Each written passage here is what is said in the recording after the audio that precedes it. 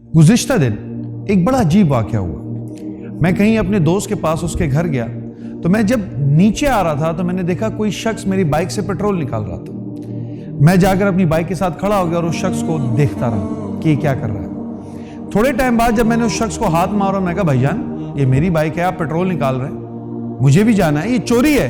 तो शख्स बड़ा मुस्कुराते हुए कहता है भाईजान रो क्यों रहे हो, थोड़ा सा तो निकाला है। यह है हमारा आज का अलमिया, जहां हम गुनाह को गुनाह नहीं समझते।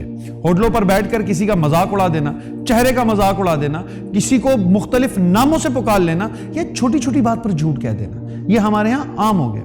आप 2-3 अफराद को देखें होटल पे बैठकर किसी की गीबत कर रहे होंगे, जब आप उनको बताएं कि भाई गीबत बहुत बड़ा गुनाह है, तो एकदम कहते हुए आपको नजर आएंगे हम तो गीबत नहीं कर रहे, हम तो खैर ही बस उसको वैसे ही डिस्कस कर रहे हैं, हम तो वैसे उसके बारे में बात कर रहे हैं। आप इंस्टाग्राम में कभी स्टूडेंट्स के स्टेटस देखें तो आप देखते होंगे माय गॉसिप पार्टनर, 1.5 घंटे का टाइम है, तो वहां किसी की इज्जत पामाल हो रही होती है, किसी की तजलील हो रही होती है। रसूल अल्लाह सल्लल्लाहु अलैहि वसल्लम ने फरमाया अल-गीबतु शद्दु मिनज़ ज़िना, कि गीबत जिना से बड़ा गुनाह है।